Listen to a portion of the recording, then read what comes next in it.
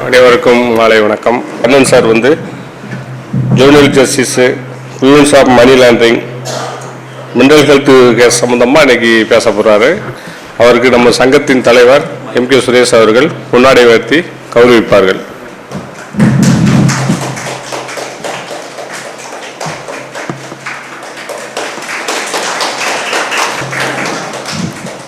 சாரை பற்றி சங்க தலைவர் MK சுரேஷ் அவர்கள் ஒரு சில வார்த்தைகள் மட்டும் பேசுவார்கள். அனைவருக்கும் வணக்கம். அவர் கர்ணன் சார் எனக்கு கல்லூரி பருவத்திலிருந்தே நன்கு பழக்கம். நாங்கள் லா காலேஜ், மதர் லா காலேஜ் எல்லாம் 1986 ஜாயின் பண்ணோம். அப்போ இந்த 5 years கோர்ஸ் நாங்கள் 4th பேட்ச். அந்த டயத்தில் 83 தான் ஸ்டார்ட் பண்ணாங்க 5 yearsன்றதை. அதில் ஒரு சின்ன தகவலையும் சொல்லிடுறேன். அப்போ வெறும் பிஎல் தான் எங்களுக்கு. அதை நாங்கள் அந்த டயத்தில் பிரேக் சிஸ்டம்லாம் இருந்துச்சு. அதில் எல்லாம் அடிவிட்டு மிதிவிட்டு தான் கொஞ்சம் லேட்டாக முடித்தோம். அது அடுத்த தலைமுறைக்கு போய் சேரக்கூடாதுன்றதுக்காகவே நாங்கள் போராடணும். நாங்கள் போராடுறப்பெல்லாம் அவங்க வரல. அவங்க 1989 உள்ளே வந்தாங்க. ரைட் தானே சார்? ஆமாம். அதில் உங்களுக்கெல்லாம் நாங்கள் ஃப்ரீ பண்ணி விட்டோம். நாங்கள் தான் அதில் மாட்டிக்கிட்டு முழிச்சு விழிவுதுங்க இருந்தால் அப்புறம் உங்களுக்கு அதை சரி பண்ணி விட்டோம். அப்போ ஃபஸ்ட்டு 3 years முடித்தா BA லா டிகிரி கொடுக்கணும் அப்படின்றத அந்த டயத்தில் நாங்கள் தான் போராடி கொண்டு வந்தது. எதனாலன்னா 5 years நம்ம முடிக்கிறோம், கம்ப்ளீட் பண்ண முடியல அப்படின்னா திரும்ப எங்கேயாச்சும் ஜாப்க்கு ட்ரை பண்ணோம்னா +2 வச்சு தான் நம்ம போக முடியும். அந்த 5 years நம்ம படித்தது, பிரேக்கில் சிக்கினது எதுவுமே நம்மளுக்கு வராது. லைஃப்பில் அந்த நாட்கள் வேஸ்ட்டாக போயிருக்கும். அப்போ ஒரு 3 years கம்ப்ளீட் பண்ணால் BA லா டிகிரின்னு கொடுக்கணும்னு போராடுனா அதையும் சகோதரர்களுக்கு நாங்கள் அந்த அவங்க செட்டில் தான் கொடுத்தாங்க. போராடினா எங்களுக்கெல்லாம் தரல. சரிங்களா? எதுக்கு சொல்ல வரேன்னா, அப்படி சில விஷயங்களுக்கெல்லாம் அவங்களுக்கு நாங்கள் செஞ்சு கொடுத்தோம். நாங்கள் இந்த மாதிரி ஒரு நல்ல விஷயங்கள் பண்ணுறப்போ லாஸ்ட் டைமும் சார் நான் கிளாஸ் எடுக்கிறேன்னு வந்தார். அதே மாதிரி இந்த டைமு சார் என்னை விட்டுறாதீங்க அப்படின்னாரு. வாங்க உங்களுக்கு ஒரு நாள் ஒதுக்குறோம், மதியம் வந்துடுங்க அப்படின்னு. சீனியராக நாங்கள் செஞ்சதை இன்னைக்கு அவர் சிறந்த வழக்கறிஞராக ஆனதுக்கு பின்னாடி எங்களுக்கு கடமைப்பட்டது மாதிரி செய்கிறாரு. அதை உங்களுக்கு நான் கொடுக்குறோம். அவரை ஒரு பழத்தை கைவழி மூலமாக நம்ம வரவேற்போம். நன்றி, வணக்கம். Good evening to everyone. நம்ம 2 லாங்குவேஜ்லையுமே இன்ட்ராக்டிவ் செஷனாக வச்சுக்கிறோம், either in Tamil or in English. ஏன்னா நீங்கள் வக்கீலாக ப்ராக்டிஸ் பண்ணிகிட்ருக்கீங்க, ஜட்ஜ் ஆகணும், அவ்வளோதான். அதுக்கான ப்ரிப்பரேஷனுக்கு என்ன பண்ணணும்? நிறைய பேர் நிறைய படிப்பாங்க. அப்படி படிக்கக்கூடாது. ஜட்ஜ் எக்ஸாமுக்கு அப்படி படிக்கக்கூடாது. எதை படித்தா, எந்த போர்ஷனை படித்தா, எந்த செக்ஷனை படித்தா, எந்த ப்ரொவிஷனை படித்தா, எந்த சப்கிளாஸை படித்தா கேள்வி கேட்பாங்க, அதுக்கு நம்ம பதிலளிக்க முடியும் அப்படிங்கிறது தான் இன்றைக்கி இருக்கக்கூடிய எக்ஸாமில் ஜெயிக்கிறவங்களுடைய ஒரு மந்திரம். இப்போ நம்ம ஹைகோர்ட்டில் ப்ராக்டிஸ் பண்ணுறோம், லோயர் கோர்ட்டில் ப்ராக்டிஸ் பண்ணுறோம். சின்ன ஒரு ஐஏ இருக்குது பார்த்தீங்களா? ஐஏக்கு என்னம்மா எக்ஸ்பான்ஷன்? இன்டர்லாக்குட்டரி அப்ளிகேஷன். அது இன்டர்லாக் அப்படின்னு நீங்கள் பார்க்கணும். அதுதான் விஷயம். யாரும் சொல்லியிருக்காங்களா எனக்கு தெரியாது, இருந்தாலும் நான் சொல்கிறேன். அந்த இன்டர்லாக்கை வச்சே சிவில் கேஸ் நடத்துகிற எக்ஸ்பர்ட் இருக்காங்க. அவங்களாம் பெரிய சீனியர் கிடையாது, சீனியர் கவுன்சில்லாம் கிடையாது, ரிட்டையர்டு ஹைகோர்ட்டு சுப்ரீம் கோர்ட் ஜட்ஜெல்லாம் கிடையாது. சாதாரணமாக ஒரு 2 வருஷம் 3 வருஷம் ப்ராக்டிஸ் பண்ண ஒரு அட்வொகேட். இன்டர்லாக் எவ்வளோ பெரிய சூட்டாக வேணாலும் இருக்கட்டும், அந்த இன்டர்லாக் போட தெரிஞ்ச ஒரு அட்வொகேட்டாக இருந்தால் அந்த கேஸ் அங்கேயே நிற்கும். அதுக்கு பேர் என்னன்னா இன் லிமின் அப்படின்னு லீகல் மேக்சிம் அல்லது லீகல் டேர்ம் அல்லது லீகல் பிரேஸ் எப்படினாலும் குறிச்சிக்குங்க. இன் லிமின் அப்படின்னா லிமிட்டேஷன். இதில் ஃப்ரம் த பிகினிங் ஒரு சூட்டை போட்டோம்னா ஃப்ரம் த பிகினிங் சூட்டை ஆரம்பித்ததுலேருந்து அந்த லிமிட்டேஷன். ரொம்ப முக்கியமான ஒரு சட்டம் லிமிட்டேஷன் ஆக்ட். இப்போ நம்ம ஒரு சூட்டை போடுறோம், போட்ட உடனே ரிட்டர்ன் வருது. பிளைண்டை என்ன ஆர்டர் என்ன ரூலில் ஃபைல் பண்ணணும். சவுண்டா சொல்லுங்க. Order 7 rule 1. சரிங்களா? அதாவது நான் பாட்டுக்கு படித்ததெல்லாம் பாடம் எடுத்துகிட்டு போகிறதா இருந்தால் ரொம்ப வேகமாக அரை மணி நேரத்தில் பாடம் எடுத்துருவேன். நீங்களும் ஏதோ ஒன்று நல்லா பேசினாரு அப்படின்னு உங்களுக்கு தெரியுமே ஒழிய என்ன கற்றுக்கிட்டீங்க என்கிட்ட இருந்துங்கிறது தான் ரொம்ப முக்கியம். What you have learned from my self in my own experience, இதான் ரொம்ப முக்கியம். ஃபால்சஸ் இன் யூனோ, ஃபால்சஸ் இன் ஆம்னிபஸ். ஆம்னிபஸை ஞாபகம் வச்சுக்கிறணும். எனக்கு எங்கள் வாத்தியார் சொல்லி கொடுத்தது. லீகல் மேக்சிமம் மறந்துடாத, ஆம்னிபஸை ஞாபகம் வச்சுக்காம்பார். ஃபால்சஸ் இன் யூனோ, ஃபால்சஸ் இன் ஆம்னிபஸ் அப்படின்னா என்ன? தமிழ்லே சொல்லுவோம், from the very beginning if it is false, end வரைக்கும் ஃபால்ஸாக தான் இருக்கும். இந்த லீகல் மேக்சிம் மாதிரி நிறைய இருக்கு. இப்போ நம்ம டாபிக் வருவோம். எனக்கு கொடுத்த சப்ஜெக்டு ரொம்ப பெக்குலியரான சப்ஜெக்டு, மைனர் ஆக்டில். ஆனால் அந்த புக்கை நீங்கள் டவுன்லோடு பண்ணி பார்த்தீங்கன்னா மேஜர் ஆக்ட் மாதிரியே இருக்கும். நிறைய செக்ஷன் இருக்கும். அதை பார்த்து பயந்துடக்கூடாது. நீங்கள் இந்திய அரசு அல்லது அந்தந்த மாநில அரசு அல்லது யூனியன் பிரதேச அரசுகள் வேற யார் சட்டம் போடுவா? பார்லிமெண்ட்டு, லெஜிஸ்லேஷன், முனிசிபாலிட்டி, அதுக்குள்ளெல்லாம் நம்ம போகக்கூடாது. அது வந்து ஆர்டினரி மேன் சொல்கிறது. நம்ம வந்து அட்வொகேட்டு. நம்ம என்ன பண்ணணும்? இந்திய அரசு, மாநில அரசு தான். சரி, I ask one question. Whether a panchayat union can pass any order or an act or an ordinance? பண்ண முடியும். அது அவனுக்கு தெரியாது. யாருக்கு? உள்ள உட்காந்துக்கிட்டு கையை தூக்குறாங்கல்ல, சைலண்டாக கையை தூக்குறவங்களுக்கு தெரியாது. நமக்கு தெரியும். ஒரு விலங்கு, ஒரு எக்ஸாம்பிள், ஒரு அனிமல் திடீர்னு ஊருக்குள்ள எல்லாரையும் கடிச்சுக்கிட்டே இருக்கு. அது ஏன் கடிக்குங்கிறத நம்ம பார்க்க வேண்டாம். அதுக்கு மென்டல் ஹெல்த் சரியில்லை. நம்ம ஆக்ட் அதுதானே, மென்டல் ஹெல்த் ஆக்ட். என்ன சார் மென்டல் ஹெல்த் ஆக்ட்? மனுஷனுக்கு தானே சார், அனிமலுக்குமா? உண்டு. Man from an animal who knows knowledge. அனிமலுக்கு நாலேஜ் இல்லை, நமக்கு நாலேஜ் இருக்கு. இப்போ மென்டல் ஹெல்த் ஆக்டில் ஒரு மனிதனை மெண்டல் அப்படின்னு சொல்லி பிடிச்சி ரிமாண்ட் பண்ண கொண்டு போகிறாங்க. First you avoid hesitation.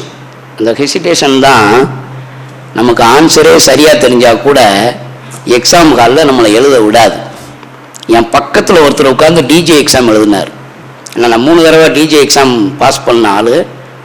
இந்த மேஜிஸ்ட்ரேட்டு ஏபிபிலாம் ஈஸியாக அடித்து பாஸ் பண்ண ஆள். அதுக்கு அடுத்தது வந்து நான் சொல்ல விரும்பலை, அது வேறு. என் பக்கத்தில் ஒருத்தர் உட்காந்து ரொம்ப கூர்மையாக பார்த்துட்டே இருக்கார். இ ஜஸ்டம் ஜெனரிஸ் அப்படின்னு போட்டிருக்கு. இ ஜஸ்டம் ஜெனரிஸ் அப்படிங்கிறது ஒரு Latin word, maxim or phrase or a term. அதை அவர் அப்படியே பார்த்துட்டே இருக்கார். பார்க்கும்போதே எனக்கு புரிஞ்சிருச்சு, ஒன்று கேள்வி தமிழில் இருக்கணும், இல்லைன்னா கேள்வி ஆங்கிலத்தில் இருக்கணும், அது லாட்டினில் இருக்குது. அப்போ அவரால் அதை ஆன்சர் பண்ண முடியலை. காரணம் என்ன? ஹெசிடேஷன். அந்த ஹெசிடேஷன் நமக்கு இருக்கக்கூடாது.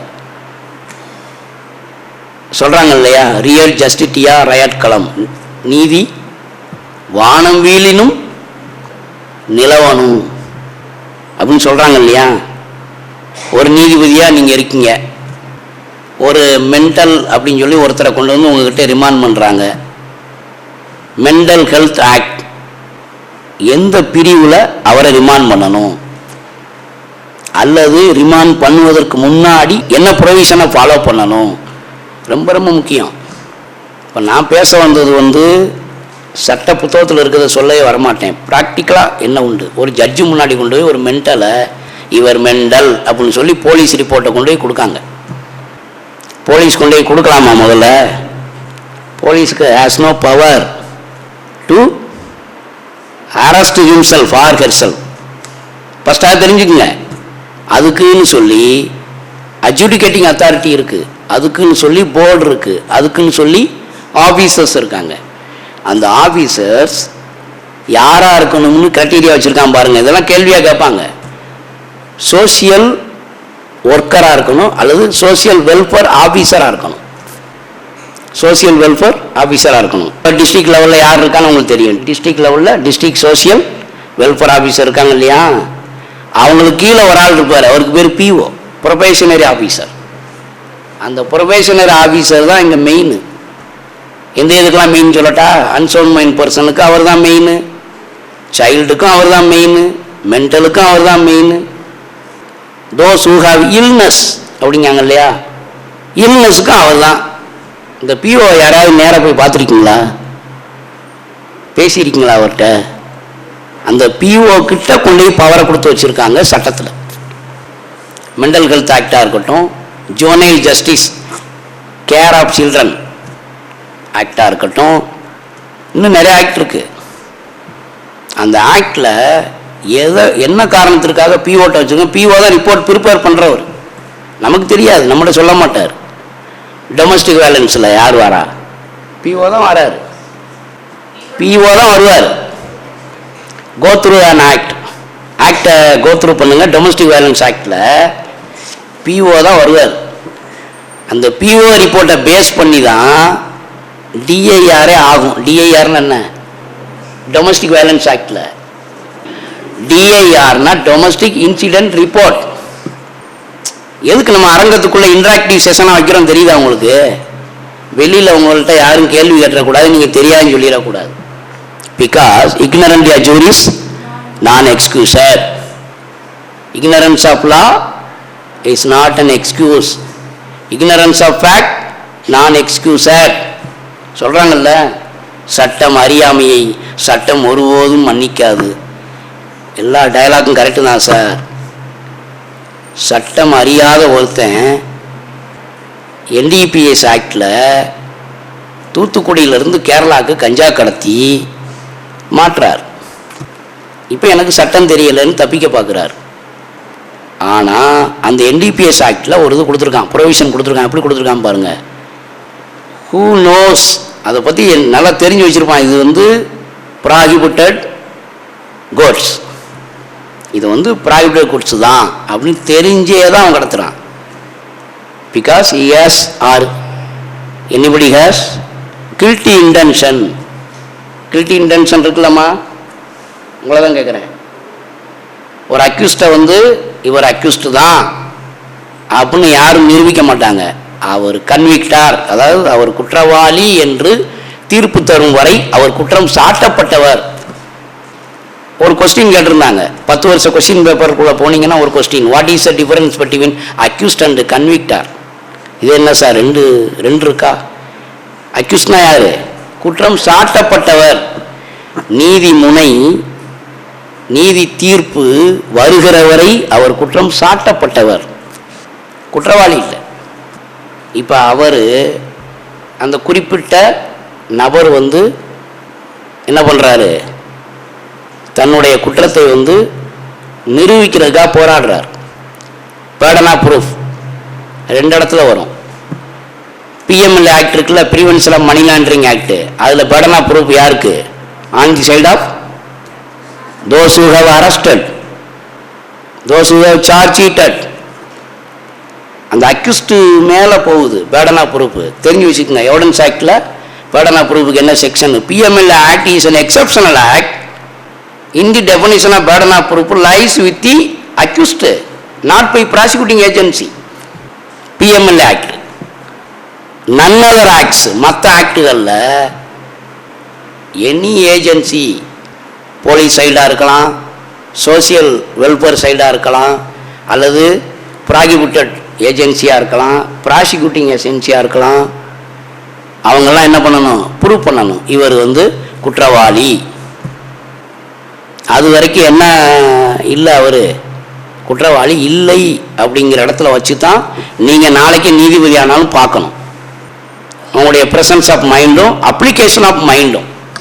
ப்ரெசன்ஸ் ஆஃப் மைண்டுங்கிறது படிக்க படிக்க உங்களுக்கு வந்துடும். அப்ளிகேஷன் ஆஃப் மைண்டுங்கிறது இந்த ஆக்டை அப்ளை பண்ணும்போது, நான் ஆரம்பத்தில் சொன்னேன் இல்லையா, ஒரு மெண்டலை கொண்டு வந்து ரிமாண்ட் பண்ண மேஜிஸ்ட்ரேட்டை வராங்க. அவரை ஃபஸ்ட்டு வந்து மெடிக்கல் செக்கப் அவருக்கு பண்ணியிருக்கான்னு சொல்லி நீங்கள் அவங்க கொடுக்குற மெடிக்கல் ரிப்போர்ட்டை வாங்கி பார்க்கணும்.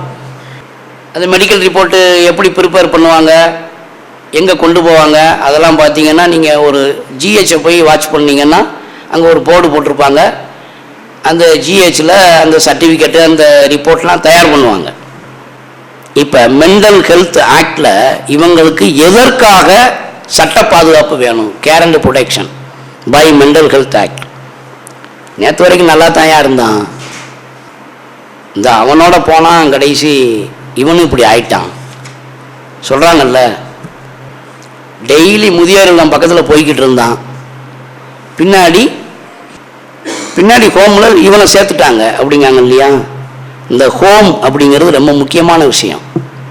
நிறைய ஆக்டில் இம்மாரல் டிராஃபிக் ஆக்டு, அதே மாதிரி டெஸ்டிடியூடு வராங்க இல்லையா, கைவிடப்பட்டவர்கள், ஆதரவற்றவர்கள், இந்த மாதிரி நபர்களை கொண்டு ஹோமில் தான் வைக்கணும் அப்படிங்கிற நாலேஜ் மேஜிஸ்ட்ரேட்டுக்கு வேணும்.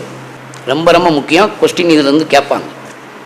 ஏன்னா மேஜிஸ்ட்ரேட் பவர் நம்ம படிச்சிருப்போம், not less than below the அப்படின்லாம் படிச்சிருப்போம், அதெல்லாம் உங்களுக்கு தெரிஞ்ச விஷயம்.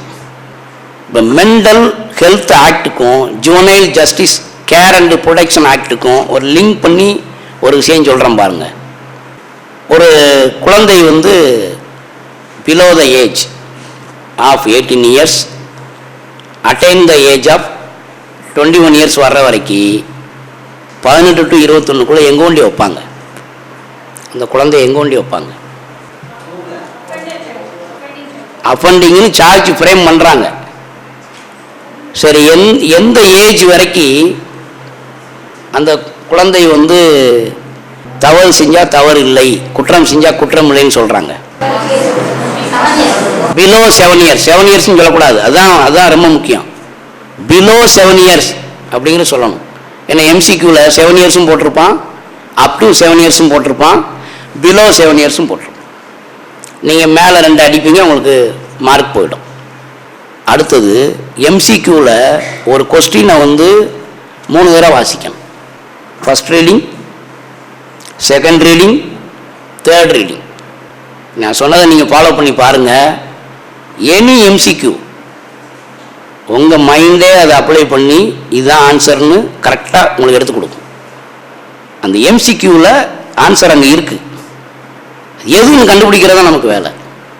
சில இது நேரேட்டிவாக இருக்கும், சில இது டெஸ்கிரிப்ஷனாக இருக்கும், சில இது டெக்ஸ்டாக இருக்கும், சில இது இஷ்யூஸாக இருக்கும், சில இது ப்ராப்ளமாக இருக்கும். சார் இஷ்யூவும் ப்ராப்ளம் ஒன்று தாங்க sir. What is the difference between issue and problem?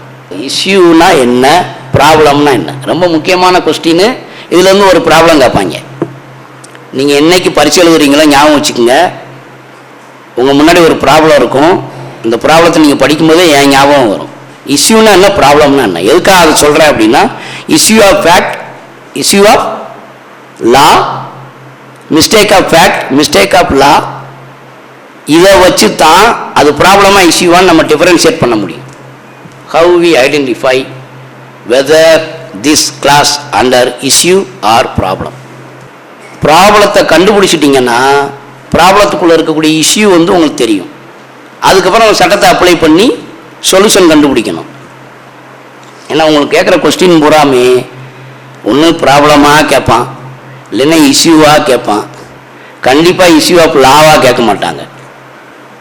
Adjudicating officer PMLA act படி ஒரு தனிநபரை அரெஸ்ட் செய்யலாமா அப்படிங்கிறதுக்கு என்ன செக்ஷன் 1? பிஎம்எல்ஏ ஆக்டில் பவர் டு அரெஸ்ட்டுக்கு என்ன செக்ஷன் குறித்து வச்சுக்கோங்க. தெரியலன்னா வீட்டில் போய் பாருங்கள். Power to arrest a person who has detained under prison by concern court order. அது என்ன சார் கன்சர்ன் கோர்ட் ஆர்டர்? ஏன் போலீஸ் ஆர்டர் செல்லாதா? Without any court order, without any court of special order ஒருத்தரை கொண்டு என்ன செய்ய முடியாது? பிஎம்எல் ஆக்டில் நீங்கள் ரிமாண்ட் பண்ண முடியாது. குறித்து வச்சுக்கோங்க, அதெல்லாம் குறிச்சிக்கோங்க. பிஎம்எல் ஆக்ட் வந்து it is a special and important legislation to safeguard our economy. ரொம்ப முக்கியமான ஒன்று. To safeguard our economy PMLA act வந்து கேம் ஹியர்.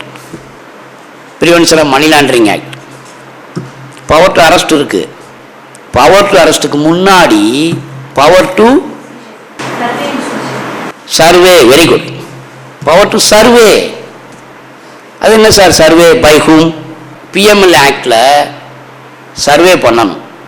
இவர் ப்ரிடிகேஷன் ஆஃப் அஃபென்ஸை பண்ணிக்கிட்டே இருக்கிறாரு. ப்ரிடிக்ட் பண்ணணும்ல, முன்னறிதல்.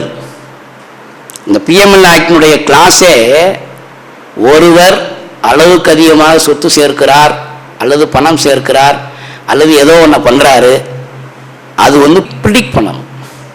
Prediction of offence. Who has committed an offense or committing an offense.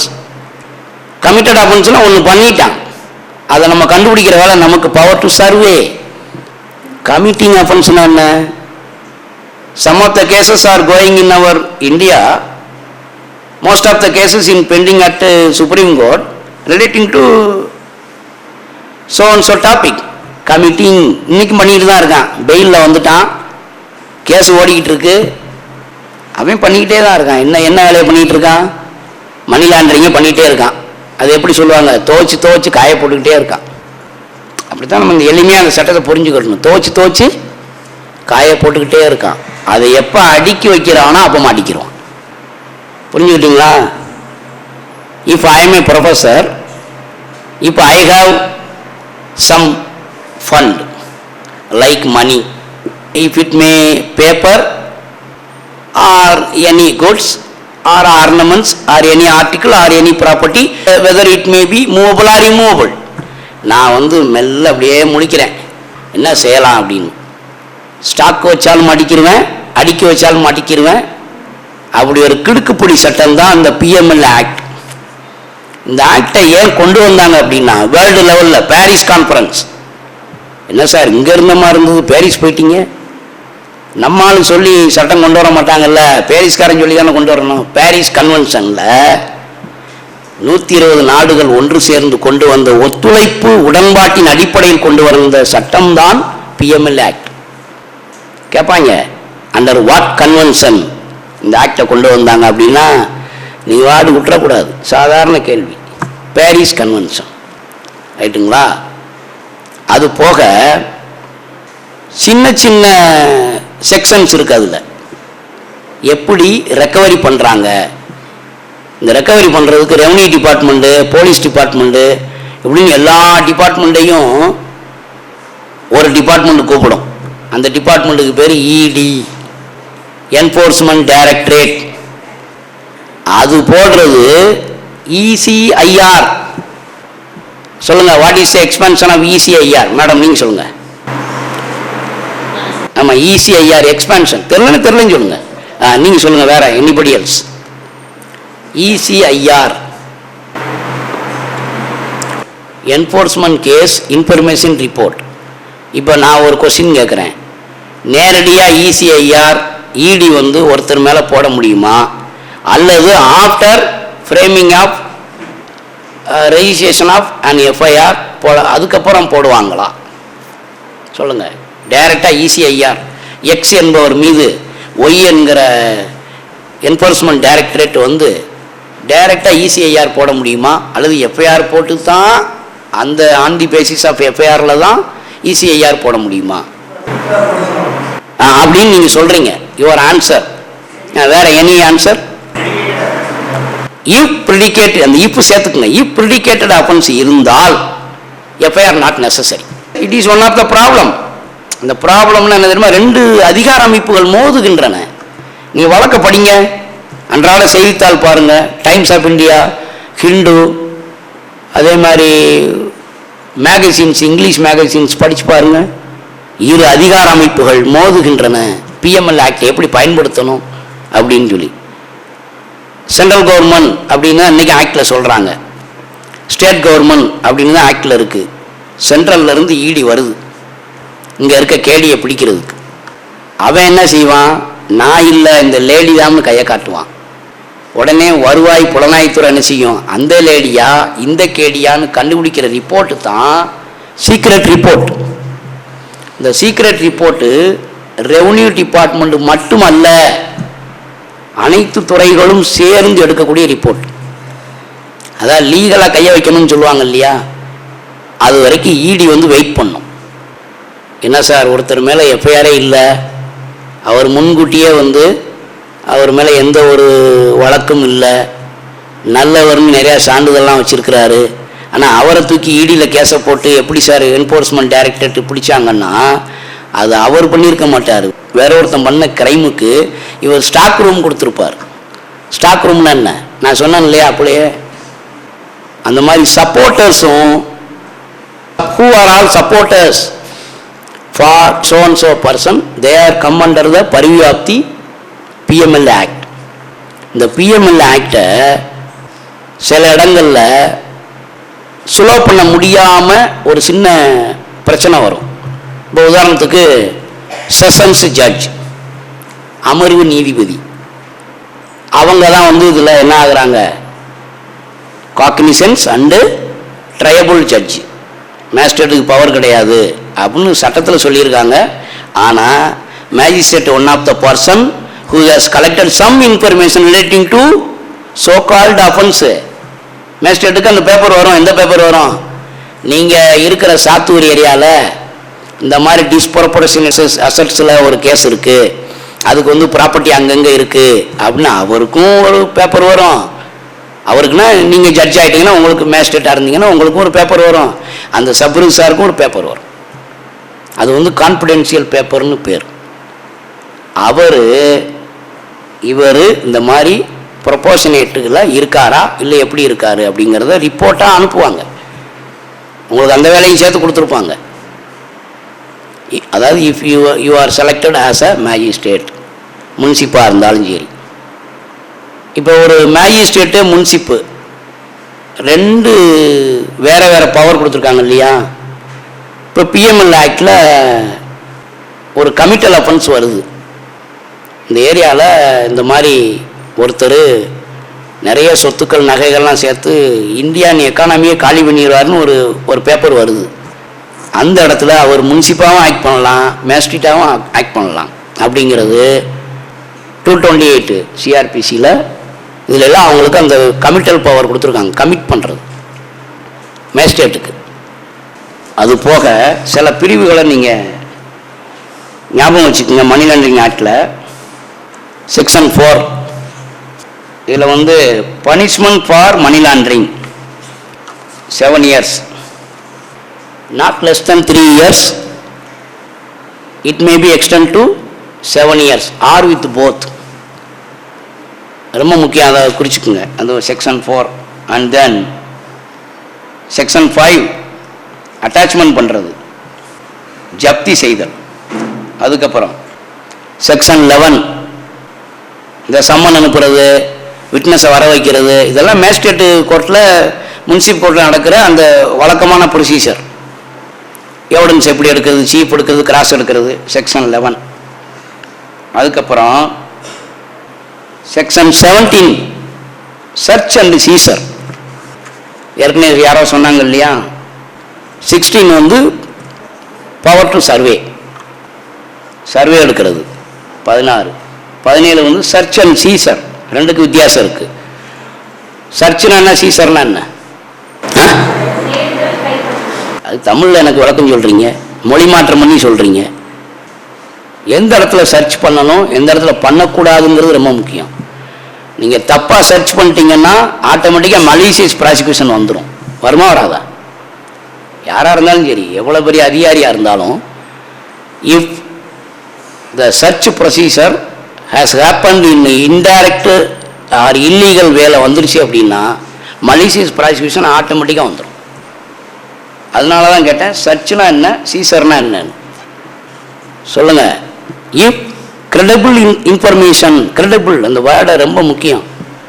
உங்கள் கேள்வியாக கேட்பாங்க, சர்ச்னா என்ன, சீசர்னா என்னன்னா, மேல்னா என்ன, ஃபீமேல்னா நான் கேட்டேன் ஆண் பெண்ணுன்னு சொல்கிற மாதிரி சொல்லக்கூடாது. புரியுதுங்களா? சர்ச் வந்து if credible information has come under our table or purview, நம்முடைய பார்வையில், யார் பார்வையில், நம்மன்னா உங்களில் யாரோ ஒருத்தர் ஜட்ஜாக இருக்கீங்க, இல்லை அட்ஜுடிகேட்டிங் ஆஃபீஸராக இருக்கீங்க, இல்லை ஒரு இன்வெஸ்டிகேஷன் ஆஃபீஸராக இருக்கீங்க, அல்லது இன்கொயரி ஆஃபீஸராக இருக்கீங்க. வேற யாரு நீங்க? Inquiry by whom, investigation by whom? Investigation by police, inquiry by judge. அப்போ இன்வெஸ்டிகேஷன் ஜட்ஜு பண்ண மாட்டாரா? அப்போ நீங்கள் சிஆர்பிசியை சரியாக படிக்கலைன்னு அர்த்தம். இன்வெஸ்டிகேஷன் பண்ணுவாரா சார்? சார் பண்ணுவாருங்கிற நம்ம தெரிஞ்சுக்கிறலாம். இங்கே நம்ம தெரிஞ்சு வச்சுருக்கோமா தெரியாமல் இருக்கோமாங்கிறது முக்கியம் இல்லை. இங்கே தெரிஞ்சுக்கிட்டாதான் நீங்கள் வெளியில் தெரிஞ்சுக்கிறாமல் இருக்கிறது பண்ண முடியும். இன்வெஸ்டிகேஷன் ஜட்ஜு பண்ணலாம். ப்ரொவிஷன் பாருங்கள், ரொம்ப முக்கியம். அன்சவுண்ட் மைண்டு கொண்டு போய் ஒருத்தன் பெட்டி ஏற்றுறான். செக்ஷன் என்ன? 84. எந்த ஒரு ஆக்டையும் படிக்கிறதுக்கு முன்னாடி சிஆர்பிசி சிபிசியை தரவு பண்ணிட்டு படிக்கணும்னு ஏன் சொல்கிறாங்கன்னா, இந்த மிசலேனியஸ்ன்னு எல்லா சட்டத்துலேயும் ஒரு சாப்டர் வரும். அதுக்கப்புறம் சில பவர்ஸை கொடுத்து வைக்கும்போது இந்த 1973 சிஆர்பிசி அப்ளை ஆகும், அதே மாதிரி சிபிசி அப்ளை ஆகும் அப்படின்னு போடுவாங்க. எல்லா ஆக்ட்லேயும் பார்த்தீங்க ப்ரெஸ்கிரிப்ஷன், அது ப்ரெஸ்கிரைப்டு ஆக்ட். சிஆர்பிசி சிபிசி நீங்கள் தரவு பண்ணிட்டு தான் அதுக்கு அடுத்தடுத்த ஆக்டை படிக்கணும். நான் சொல்கிறது ஒரிஜினல் ஜூரிஸ்டிக்ஷனில். ரிட்டு ஜூரிஸ்டிக்ஷன் வந்தீங்கன்னா higher court article 226, apex court, நான் சுப்ரீம் கோர்ட்டுன்னு சொல்ல மாட்டேன், அபெக்ஸ் கோர்ட்டு ஆர்டிகிள் 32. 227க்கு ஆர்டிகிளில் சுப்ரீம் கோர்ட்டுக்கு ஆர் உங்கள் இதிலே சுப்ரீம் கோர்ட்டுக்கு அல்லது நான் அபெக்ஸ் கோர்ட்டுக்கு பவர் இருக்கா 227 அப்ளை பண்ணுறதுக்கு? இப்படி ஒரு கேள்வி கேட்பாங்க.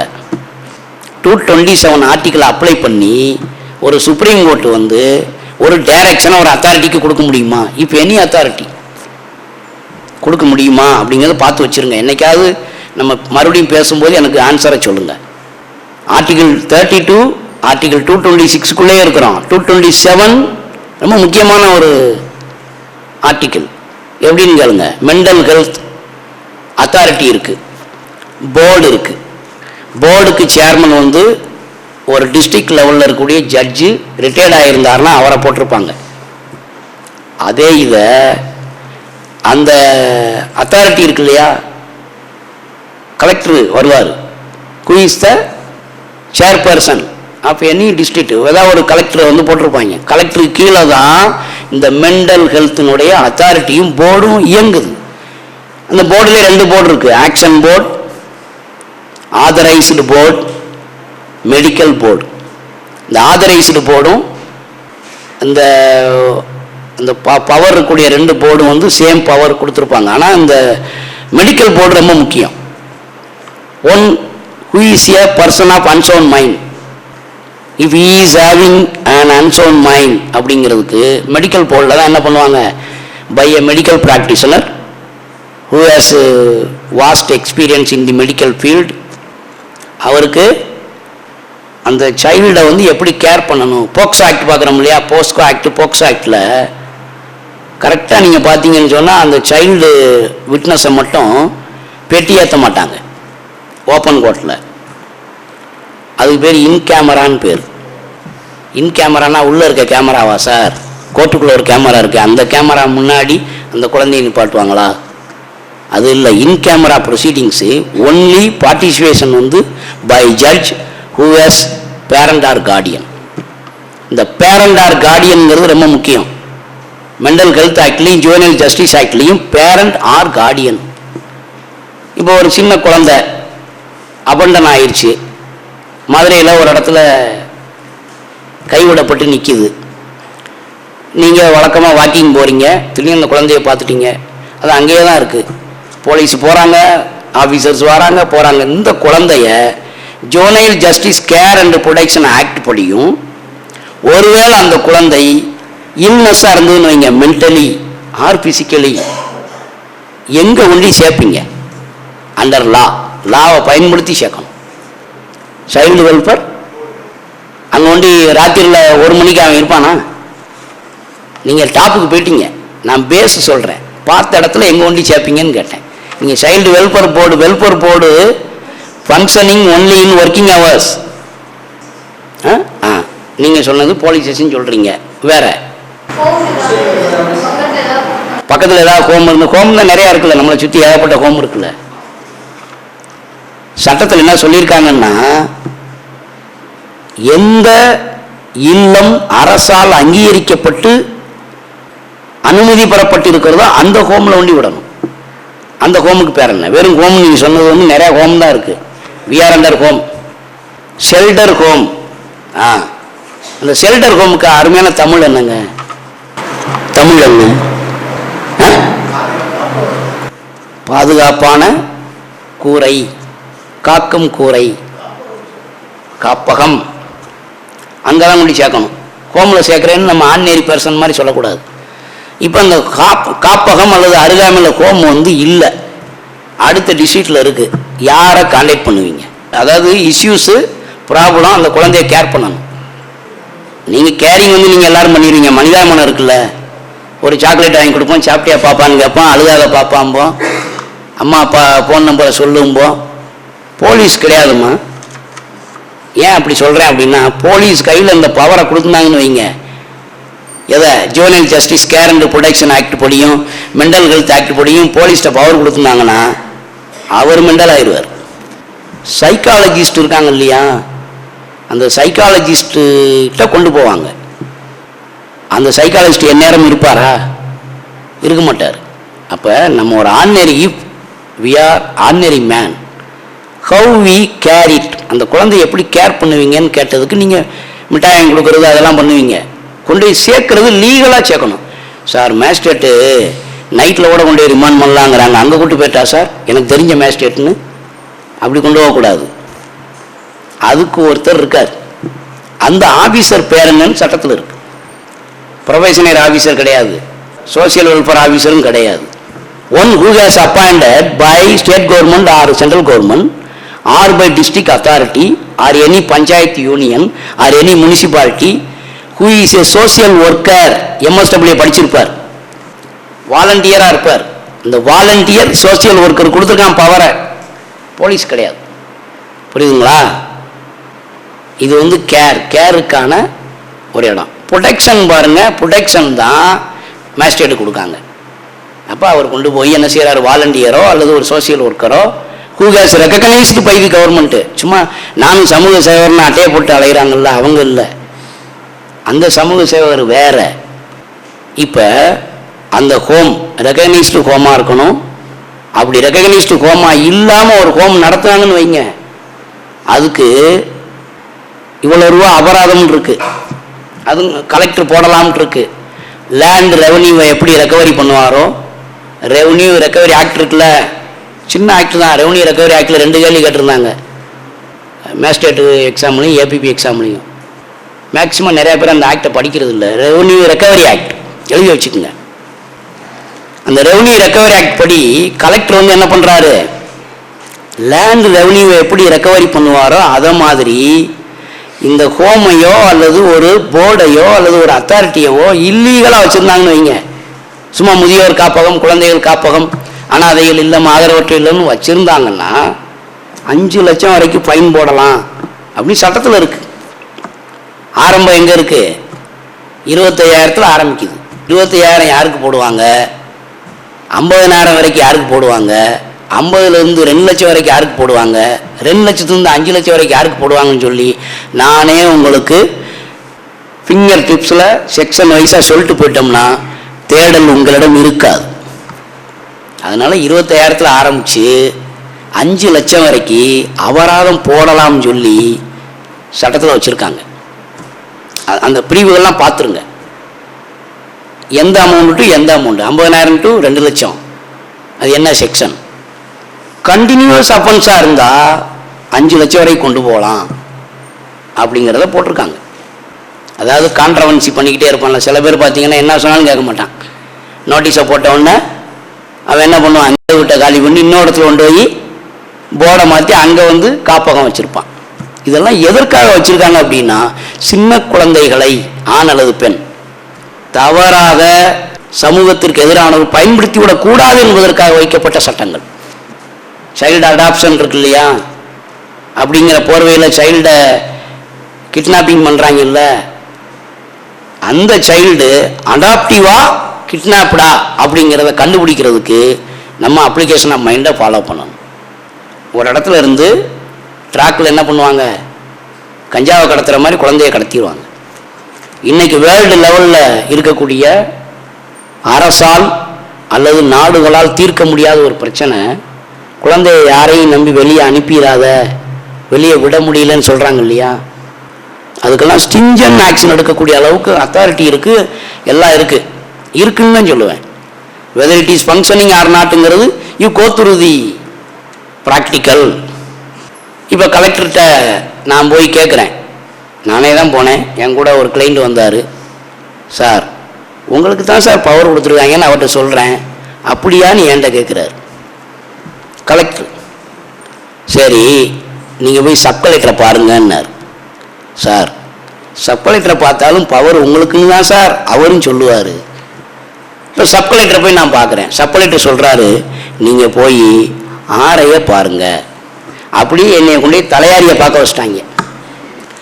நான் சொன்னேன், தலை அறிவது என் வேலை அல்ல, தலை அறிவது என் வேலை அல்ல. ஒரு தெருவில் இவன் குழந்தைய கடத்துறான்னு சொல்லி ஒரு 1098க்கு ஒரு கம்ப்ளைண்ட் பண்ணால் அந்த இன்ஃபர்மேன் இருக்காங்க இல்லையா, அவங்கள பற்றி சொல்லக்கூடாது அப்படிங்கிறது என்னதுல இருக்குது, ப்ரொடெக்ஷன் கிளாஸ். ப்ரொடெக்ஷன் கிளாஸ் தானே, ப்ரொடெக்ஷன் ஆஃப் குட் பைட் அப்படின்னு சொல்கிறாங்க இல்லையா, ப்ரொடெக்ஷன் கிளாஸ் அது. இல்லை சார் நீங்களே தான் சொன்னீங்கன்னு எழுதி கொடுங்கன்னா அது எப்படி சொல்லுவாங்க. இந்த தெருவில் என்ன சார் கடத்து தான், லிக்கரை கடத்து தான், கஞ்சாவை கடத்துகிறான், நார்கோட்டிக்கு கடத்துகிறான், ட்ரக்ஸை கடத்துகிறான், எல்லாம் பண்ணுறான், சைல்டையும் கடத்துகிறான், ஹைஜாக் பண்ணுறான். அப்படிங்கிறதுக்கு சொன்னால் கலெக்டருக்கு தான் பவர் கொடுத்துருக்காங்க. நம்ம நினைக்கிறதெல்லாம் கலெக்டர்னா அவர் வருவார் போவார் நினைக்க, கலெக்டருக்கு கிட்டத்தட்ட 50க்கும் மேற்பட்ட சட்டங்களை பயன்படுத்துகின்ற அதிகாரத்தை கொடுத்திருக்கிறார்கள். But most of the collectors are silent மோட்லேயே இருப்பாங்க. வேணா டெபியூட் பண்ணுவாங்க, இந்த என்னையை டெபியூட் பண்ணாங்க இல்லையா, அவரை பாருங்க இவரை பாருங்கன்னு. ஒரு கேஸு மேஜிஸ்ட்ரேட்டை வருது. அந்த கேஸில் கலெக்டர்கிட்ட மேஜிஸ்ட்ரேட் கேட்குறார், கொஸ்டின் டேரெக்டாக கேட்குறார், ஆக்டை படிச்சுட்டார். சார் இந்த சைல்டை நீங்கள் எப்படி போலீஸ்கிட்ட ஒப்படைச்சிங்க, under what authority, under what provision magistrate கேட்குறாரு. கேட்கும்போதே இவர் சுதாரிக்க வேண்டாமா, எங்கே ஒண்டி சேர்த்துருக்கணும் என்ன பண்ணணும்னு சொல்லி சுதாரிக்கலை. அப்போ அவர் என்ன பண்ணுறாங்கன்னா ட்ரைனிங் அனுப்புகிறாங்க. மேஜிஸ்ட்ரேட்டு ட்ரைனிங் கால்பார் பண்ணுற பவர் இருக்குது, ட்ரைனிங் கால்பார் டு ட்ரைனிங் போடுறார். கிளாரிஃபிகேஷன் ஆர்டர், மேஜிஸ்ட்ரேட்டுக்கு ஒரு முக்கியமான பவர் இருக்குங்க, அதை உங்களுக்கு சொல்லியிருக்காங்களா சொல்லான்னு தெரியுது. சுப்ரீம் கோர்ட் ஜட்ஜு கூட இல்லாத ஒரு power, clarification order passed by any magistrate whether he may be first class or second class. Third class இருக்காமா மேஜிஸ்ட்ரேட்டில், தேர்ட் கிளாஸ் இருக்கா, நானாக கண்டுபிடிச்சி சொல்லிட்டோம்னா இதாயிரும். ஃபர்ஸ்ட் கிளாஸ் மேஜிஸ்ட்ரேட் இருக்காரு, செகண்ட் கிளாஸ் மேஜிஸ்ட்ரேட் இருக்காரு, தேர்ட் கிளாஸ் மேஜிஸ்ட்ரேட் இருக்காரா, சிஆர்பிசியில் இருக்கா.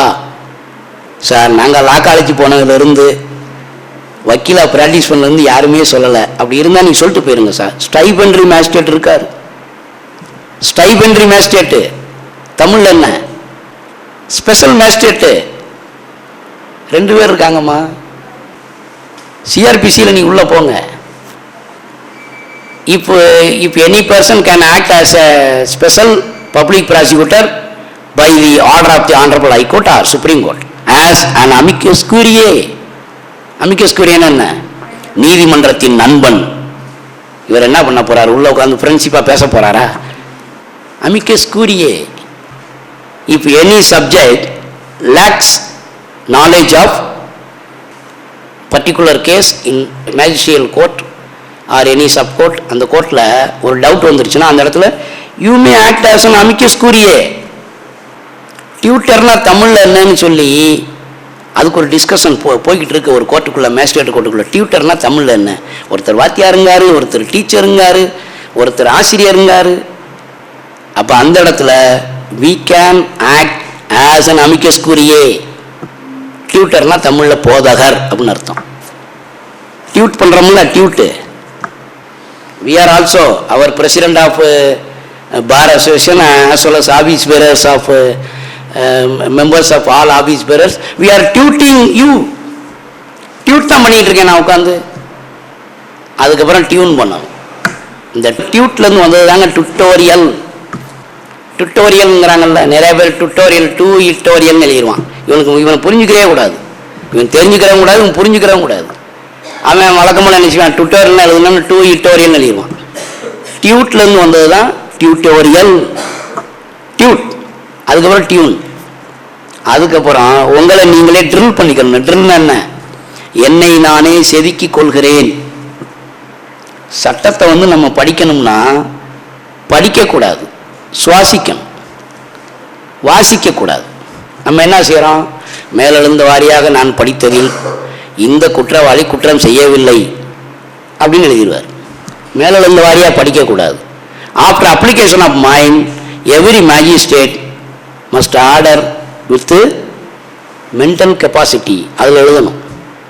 அது எழுதும்போதே தெரியும் இவர் இதுதான். அதுக்கு தான் காக்னிசன்ஸு, பிரிமா பேசி எல்லாமே இருக்குது. இப்போ நான் சொன்ன பிஎம்எல்ஏ ஆக்டில் பிரிமா பேசி இல்லைன்னா பக்கத்திலே வரமாட்டாங்க. இந்த பிரிமா பேசி இருந்தால் மட்டும்தான் ஈடிக்கு முதல்ல தகவல் சொல்லுவாங்க. சார், ஒருத்தன் மஞ்ச பையோட கட்டுக்கட்டா ரூபாயோட கனரா பேங்க் வாசலில் நிற்கான் அப்படிங்கிறது தான் கிரெடிபிள் இன்ஃபர்மேஷன். உடனே யாருக்கு அலர்ட் பண்ணுவாங்க? ஐடி விடி எல்லா டீக்கும் அலர்ட் பண்ணி கனரா பேங்கில் கொண்டு போய் 50 கோடியை போட்டோன்னே அந்த சாஃப்ட்வேர் டம்முன்னு நின்றோம். பேன் கார்டில் அங்கே அடிக்கும், இன்கம் டேக்ஸ் டிபார்ட்மெண்ட் டெல்லியில் அடிக்கும். இங்கே ஒரு பணம் போட்டோன்னே இங்கே அடிக்கிற பெல்லுக்கு போகலாம், அங்கே பெல் அடிக்கும். எவனோ ஒருத்தன் கனரா பேங்கில் 50 கோடியை போட்டான். What is the source of income? Who has earned from an agriculture or earned from any business or earned from anybody else? 3 இருக்கு. From agriculture or from any business or from anybody else. ரொம்ப முக்கியம். இந்த anybody எல்ஸில் தாங்க Senthil Balaji case ஓடிட்டு இருக்கு. பெயிலில் வந்துட்டார்ல, அதுக்கப்புறம் habeas corpus போட்டு அதில் முதல்ல அளவாகுதுல்ல, அதுக்கப்புறம் அது அங்கே போகுது. அங்கே இருக்க டிவிஷன் பெஞ்சு போகுதா இல்லையா? இதெல்லாம் அந்த அந்த ஜட்ஜ்மெண்ட் எடுத்து படித்து பார்த்தீங்கன்னா தெரியும். பிஎம்எல்ஏ ஆக்டில் செந்தில் பாலாஜி வழக்கு மட்டும் இல்லை, இன்னொரு வழக்கு இருக்குது. அந்த வழக்கில் எல்லாருமே ரெஸ்கியூ பண்ணுறாங்க. ரெஸ்கியூன்னா என்னங்க? ஜட்ஜஸ் விலகிக்கிறது, வழக்கில் இருந்து விலகிக்கிறது. நேஷனல் லெவலில் ஒரு முக்கியமான வழக்கு போயிட்டுருக்கு. ஒரு வெரி குட், ஒரு ஐஏஎஸ் ஆஃபீஸருக்கு எதிராக அந்த ஜட்ஜ்மெண்ட்லாம் என்கிட்ட வச்சுருக்கேன், ஃபுல்லாக நீங்கள் படிங்க. அந்த ஒரு ஜட்ஜ்மெண்ட்டு, இந்த செந்தில் பாலாஜி வழக்கு ஜட்ஜ்மெண்ட்டு, இதெல்லாம் நீங்கள் நெட்டில் எடுத்து டெப்த்தாக படிச்சிங்கன்னா பிஎம்எல் ஆக்டுக்குள்ளே தரவாக இருக்கும். One who side a law any judgment, அதுதாங்க சட்டமாக வருது. இப்போ கூட சொல்கிறாங்க இல்லையா, ஒரு இஷ்யூஸுக்குள்ளேயும் எல்லா சட்டமும் வர்ற மாதிரி இஷ்யூஸ் இருக்குல்ல. இப்போ உதாரணத்துக்கு நம்முடைய கல்ச்சர், ஒவ்வொருத்தருக்கும் ஒரு கல்ச்சர் இருக்கும். முதல்ல ஊருக்கு ஒரு கல்ச்சர் இருக்கும், அதுக்கப்புறம் அவன் வீட்டுக்கு ஒரு கல்ச்சர் இருக்கும். அவன் வீட்டுக்குள்ளே ஒரு கல்ச்சர் வச்சுருப்பான். எப்படி வச்சுருப்பான்னா, ஆண் உட்காந்து சாப்பிடணும், பெண் உட்காந்து தான் சாப்பிடணும், ஆனால் தரையில் உட்காந்து சாப்பிடணும். அப்படி ஒரு கல்ச்சர் வீட்டுக்குள்ளே வச்சுருப்பான். இது டொமஸ்டிக் கல்ச்சர் அப்படின்னு பேர். இந்த டொமஸ்டிக் கல்ச்சருக்குள்ளே சட்டம் நுழைய முடியுமா அப்படிங்கிறதுல தான் லா அண்டு கஸ்டம் அப்படின்னு வச்சுருக்கான். Law framed by parliamentarian or legislator, ஆனால் கஸ்டம் பை ப்ராக்டிஸ். சார், இந்த இடத்துல தான் சார் நான் டெய்லி உட்காந்துருப்பேன், அதனால் இந்த இடம் எனக்கு தான் சார் சொந்தம், இதில் நான் முடிஞ்சால் என்ன செய்வேன், இங்கே கூட தலை நினச்சி தூங்குவேன் சார் அப்படின்னு சொல்கிறதுக்கு பேர் கஸ்டமரி ப்ராக்டிஸ். ஒரு வழக்கு போயிட்டுருக்குல்ல, கிழக்கு தொடர்ச்சி மலையில் ஒரு வழக்கு போயிட்டுருக்கு. அப்படி சொன்னால் தான் அவங்களுக்கு புரிஞ்சுக்கணும். மேற்கு தொடர்ச்சி மலையில் போகிற வழக்குகள்லாம் நமக்கு தேவையில்லை. அதெல்லாம் பிரிவு கவுன்சில் வழக்கு.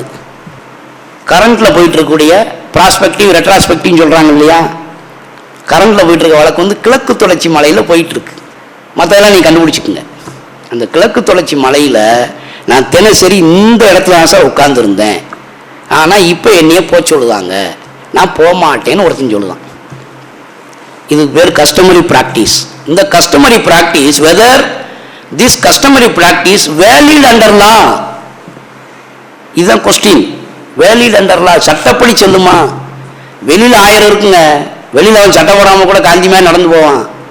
இங்கே சட்டம் போடணும்ல, இல்லைன்னு நாங்கள் சட்டம் போடுவோம்ல சொல்கிறாங்களா இல்லையா? திருச்செந்தூரில் சொல்கிறாங்கல்ல, சட்டம் போடாமல் தான் வரணும்பான். இன்னொரு ஊருக்கு போனீங்கன்னா, ஒரு ஸ்டேட்டுக்கு நான் போயிருக்கேன், சட்டை போட்டு தான் வரணும்பான். ஏன்பா டிஷர்ட் போடக்கூடாதா? 2 இடத்துலையும் சத்தம் போடுறாங்க. திருச்செந்தூரில் சட்டை போடாமல் வான்னு சத்தம் போடுறாங்க, திருப்பதியில் போட்டுட்டு வான்னு சத்தம் போடுறாங்க. இதெல்லாம் கஸ்டமரி ப்ராக்டிஸ். இந்த லாவுக்கும் கஸ்டமுக்கும் இடையில நிறைய பனிப்போர், கான்ஃப்ளிக்ட் ஆஃப் லா. இப்போ ஒரு குழந்தை ஜூனியர், அதாவது மைனர் அப்படின்னு சொன்னால், அந்த குழந்தையிடம் நாம் மேற்கொள்ளக்கூடிய அத்தனை ஒப்பந்தங்களும் ab initio void சொல்கிறாங்கல்ல. void ab initio legal term, legal maxim. From the beginning it is void. Senior citizen ஆக்டில் ஒரு குழந்தையின் பேரில் தாய் தானாப்பத்திரம் எழுதி வைக்கிறாங்க.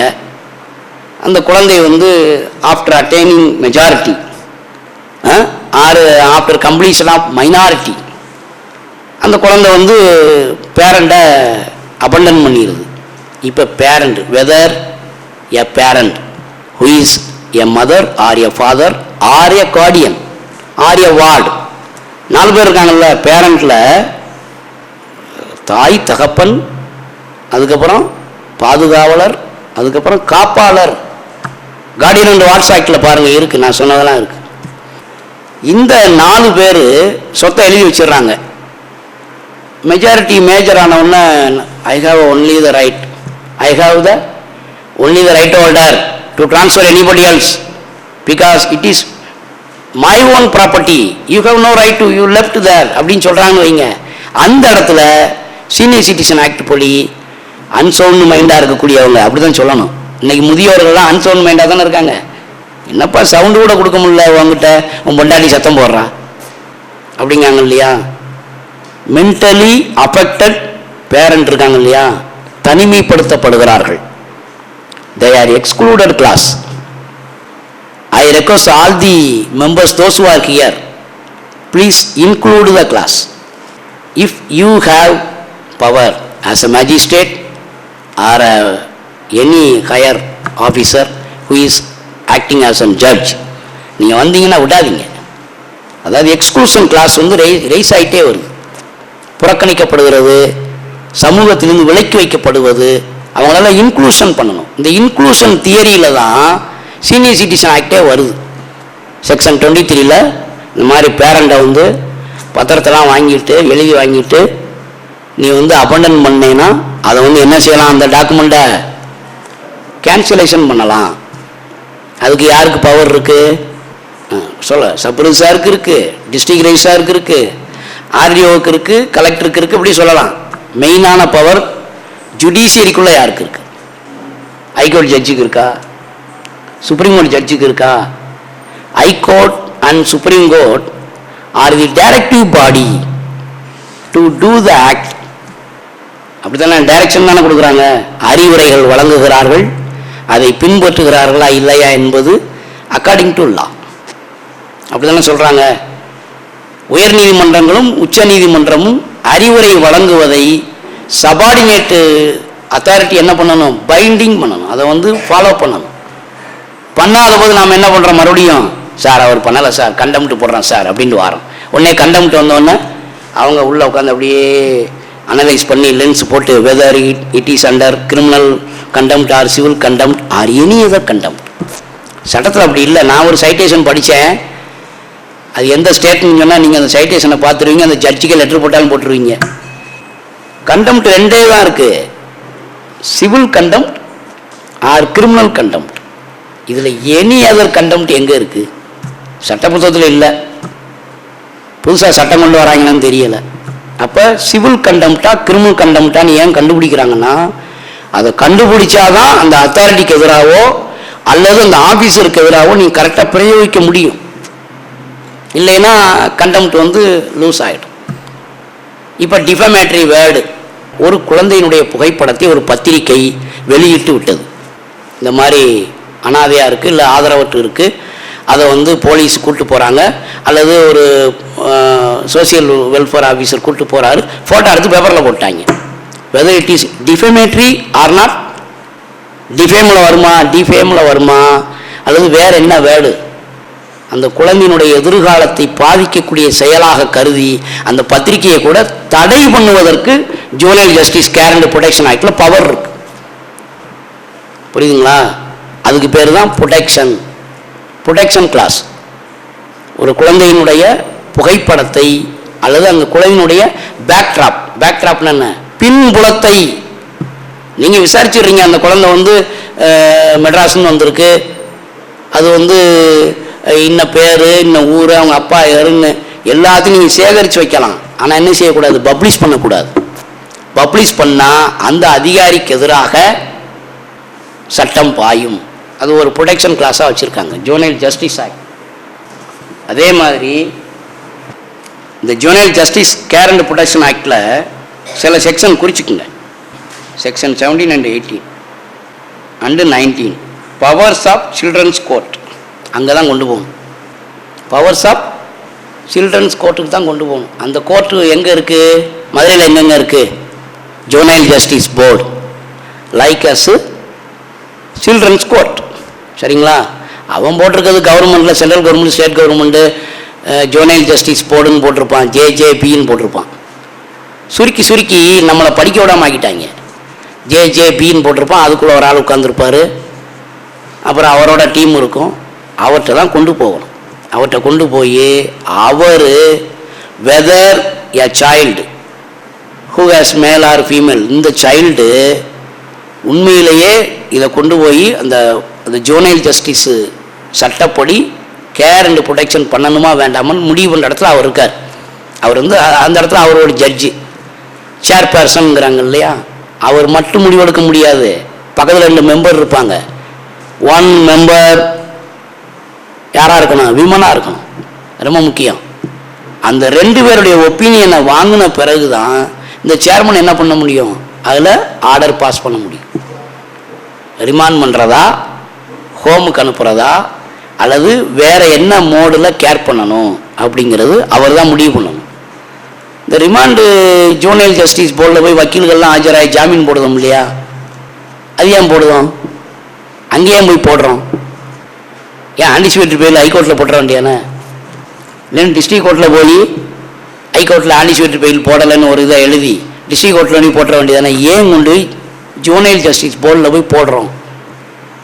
ஏன்னா இது ரெகுலர் ப்ரொசீஜர் கிடையாது, அது வந்து இன்னோவேட்டிவ் ப்ரொசீஜர். ரெகுலர் ப்ரொசீஜருங்கிறது வழக்கமாக அக்யூஸ்ட்டை கூட்டு போகிறோம்.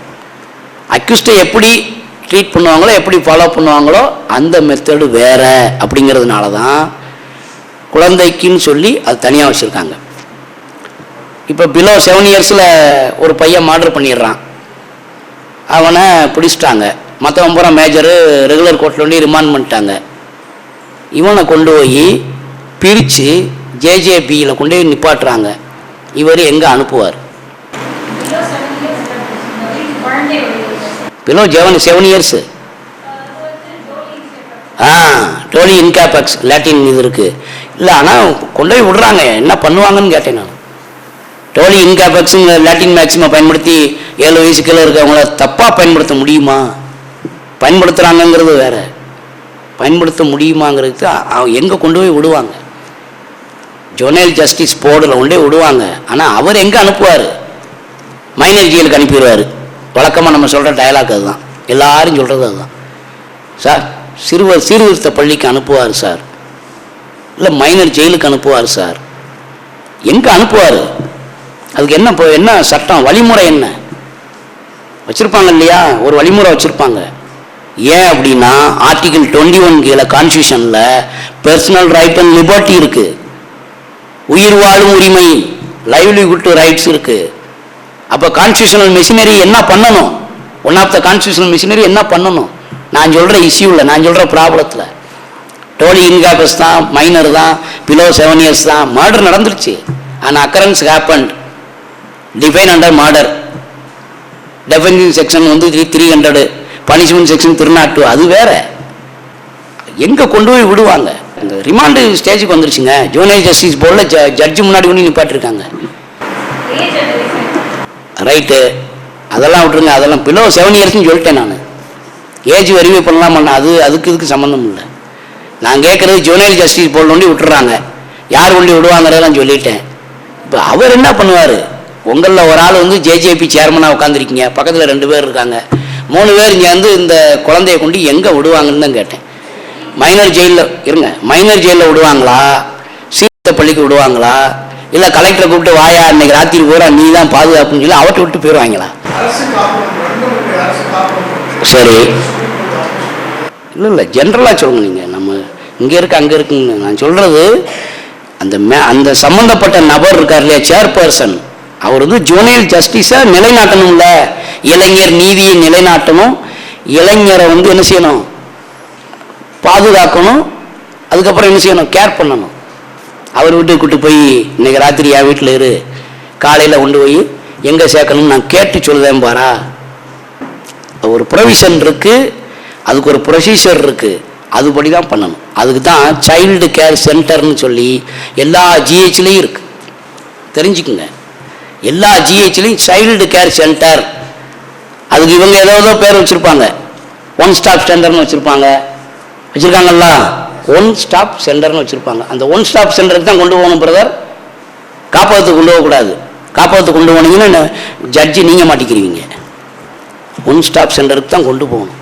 ஏன் கொண்டு போகணும்னா 1 stop centre formed by the central government, அதே மாதிரி ஸ்டேட் லெவலில் பை ஸ்டேட் அத்தாரிட்டி. இப்போ அந்த சைல்டு கேர் சென்டருக்கு who is the administrator? Collector as district magistrate. அதை குறிச்சுக்குங்க. அவர் வந்து அந்த இடத்துல கலெக்டர் கிடையாது. அந்த இடத்துல அவர் யார்? District magistrate. ரொம்ப முக்கியம். நீங்கள் அதாவது நீங்கள் பரிசுகளை கூட விட்டுறாதீங்கன்றேன். டிஸ்ட்ரிக்ட் மேஜிஸ்ட்ரேட்டுக்கு ஒரு பவர் கொடுத்து வச்சுருக்கான். அவர் கீழே இருக்கக்கூடிய சப்டிவிஷன் மேஜிஸ்ட்ரேட்டை என்ன கேட்பார்? இன்ஃபர்மேஷனை கேதர் பண்ணுவார். எஸ்டிஎம். அந்த எஸ்டிஎம் தான் ஆர்டர் பாஸ் பண்ணுவாங்கம்மா. எஸ்டிஎம் ஆர்டர் பாஸ் பண்ணி கொண்டு போய் ஒரு இதில் கொண்டு போய் ஒப்படைப்பாங்க. தாசில்தார்கள் அந்த வேலை இல்லை. தாசில்தார் எக்ஸிக்யூட்டிவ் மேஜிஸ்ட்ரேட்டு எங்கேயாவது மழை நலனாங்கன்னா நைட்டு 12 மணிக்கு போய் பிடிங்கப்பான்னு சொல்லி ஃபோன் பண்ணி சொல்லிட்டு அவர் வாட்டுக்கு இருப்பார். எக்ஸிக்யூட்டிவ் மேஜிஸ்ட்ரேட் 3 பேர் இருக்காங்கல்ல, from the rank of tahsildar, RDO, collector. இவங்க தான் வந்து ரெவன்யூ டிபார்ட்மெண்ட்டில் ரெவன்யூ அத்தாரிட்டின்னு நினைக்கக்கூடாது. அவங்களுக்கு வந்து மெஜிஸ்ட்ரியல் அத்தாரிட்டின்னு கொடுத்துருக்காங்க. அவங்க அதை வந்து பண்ணணும். 144 போடுறாங்க இல்லையா, நமக்கு தெரிஞ்ச ஒரே பிரிவு ஏதாவது ஒன்று வந்துச்சுன்னா 144 போட்டுரு. கலெக்டர் வந்து 144 போட்டுருவார். நான் application of mind collector has passed an order as 144. அது எது வந்தாலும் சரி, அதாவது கிருமி வந்தாலும் சரி, அல்லது எவனாவது ஒருத்தன் வந்து அங்கேருந்து நாயை அவுத்து விட்டாலும் சரி, அல்லது திடீர்னு ஒருத்தன் வந்து தப்பிச்சு வந்தாலும் சரி, அகோரியாக வந்தாலும் சரி, 144 போடுறாங்க. இந்த 144ங்கிறது ரொம்ப ரொம்ப முக்கியமான ஒரு பிரிவு. As an administrator 144 under what கிரவுண்ட்ஸில் போடணுங்கிறதுக்கு ப்ரொவிஷன் இருக்குது, சிஆர்பிசியில் இருக்குது. அது வந்து ரொம்ப முக்கியம். சும்மா அவன் சொல்கிறான் இவன் சொல்கிறான்னு போட்டுட்டு கடைசி மாட்டிக்கிறோம்.